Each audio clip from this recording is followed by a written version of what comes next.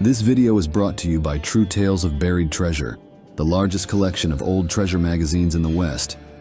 We're pleased to announce that we are now selling our physical magazines directly on our website. You can browse by magazine title or search for a particular issue using the search bar. To pay us a visit, please click the link in the description. Enjoy. Since 1911, the intact wreck of a large steam-powered yacht has rested beneath the cold waters of Lake Superior, just 6 miles off Rossport, Ontario. That vessel, the Gunilda, is widely considered the richest shipwreck in all of the Great Lakes, with treasure aboard estimated to exceed $3.5 million. Its exact location is well known. Several divers have seen the wreck, but none of the treasure is believed to have been recovered. The primary obstacle? The Gunilda lies 300 feet below the surface, where the water temperature hovers around a frigid 34 degrees Fahrenheit. Despite the difficulty, further salvage attempts are expected, and perhaps one day someone will succeed. It might even be you. On the foggy morning of August 29, 1911, the Gunilda was cautiously making her way toward Rossport.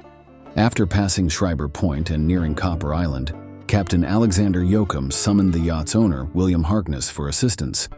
They were approaching McGarvey Shoal, a hazardous outcrop locally known as Old Man's Hump, and visibility was poor. Harkness, a wealthy financier who had once backed a young John D. Rockefeller, was on a pleasure cruise with his wife, children, and the J. Horace Harding family, all from New York. The passengers joined the crew on the main deck to help keep watch. But despite their combined efforts, the yacht struck McGarvey Shoal with a sudden, violent crunch. The impact threw both passengers and crew to the deck. Captain Yoakum attempted to reverse the vessel off the shoal, but the Gunilda was firmly grounded. Harkness ordered the engines shut down and damage assessed. Fortunately, the crew reported no immediate danger. Remarkably calm, the passengers went below for lunch shortly after 10 a.m. Later, Harkness had one of the yacht's motor launches lowered and headed to Rossport. Once ashore, he contacted his insurance company in New York and a salvage firm in Port Arthur. A wrecking tug and barge were dispatched, nearly 80 miles away to attempt a rescue. Nearly 2 days after the grounding, the salvage operation began. The 196-foot Gunilda was still stuck on Old Man's Hump. A salvage report described the scene. The yacht's bow was suspended about 5 feet above the reef, with 80 feet of its forward section unsupported. The stern sat low in the water, but remained stable. At around 6 a.m. on August 31st, the wrecking tug Wayland secured a 12-inch hawser around the yacht, fastened it to the forward bitts, and attached a steel towing cable to the stern. Additional lines connected the tug to the yacht's aft bitts. The first attempt to pull her free failed, though the stern shifted slightly to port. A second effort proved disastrous. As the tug pulled again, the Gunilda suddenly listed hard to starboard. Her bulwarks dipped below the surface and water poured into the aft section. Within 15 minutes, the added weight in the stern began to raise the bow. Moments later, she slipped backward off the reef and disappeared beneath the surface, sinking into 300 feet of icy water, taking her fortune with her. All that was ever recovered from the Gunilda were a few portable items that floated free as the yacht slipped beneath the surface. Naphtha launches, a cutter, a sailboat, a dinghy, and a scattering of steamer chairs. As one report put it, all that was saved was the portable equipment on deck. 2 documented sources claim that the Gunilda was carrying jewelry worth at least $500,000.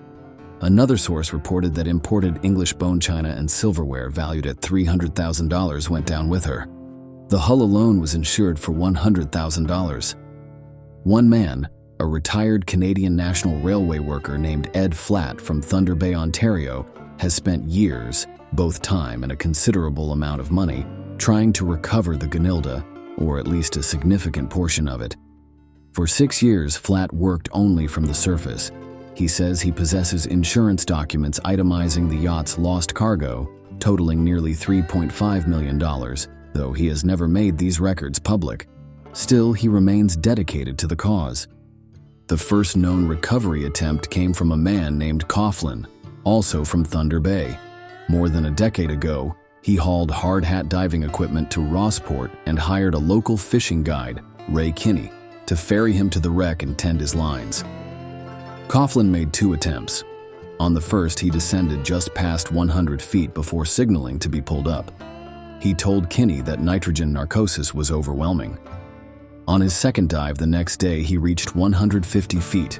When he surfaced, he staggered across the deck, claiming he'd seen the mass of the Gunilda, which stand roughly 90 feet above the keel. Coughlin never attempted another dive. In August 1969, another group, including the narrator, his wife, and a couple from New Jersey, set out to reach the Gunilda. After a year of careful planning, they arrived at Rossport with confidence and solid support. A Minnesota firm offered a 35-foot houseboat. A California diving company donated extra gear. 2 sonar units came from another sponsor, and hundreds of feet of line were supplied by a marine outfit. Their first dive took place on August 5th. At 275 feet, the narrator reached the bow and secured a buoy line. But a storm rolled in, halting operations for several days. On August 9th, they tried again, following the previously attached line. This time, the diver carried a flashlight, something missing during the first descent, which had been nearly blind. But at 225 feet, the pressure crushed the light. Swallowed by total darkness, the diver released the line, which vanished instantly into the black water. Knowing the cliff face was behind him, he swam to the rock wall and began the long ascent, equivalent to climbing a 25-story building.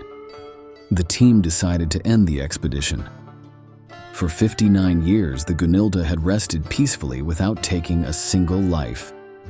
That changed during a dive by Charles King Haig, accompanied by his wife, diver Fred Bronley, and Ed Flatt. They moored near Old Man's Hump for an exploratory dive. Haig and Bronley descended from Bronley's boat, the Lady Go Diver, aiming for a narrow ledge 80 feet down on the cliff above the wreck. Suddenly, Haig dropped off the ledge and continued deeper. Bronley followed but was forced to turn back near the Gunilda's bow, just 10 feet from the deck. Intense nitrogen narcosis had overwhelmed him. He surfaced, disoriented but alive. Meanwhile, on the surface, Haig's wife and Flatt noticed his exhalation bubbles growing farther apart, indicating a rapid descent. Moments later, the bubbles stopped. Then his underwater flashlight surfaced, alone. Charles Haig had become the Gunilda's first victim.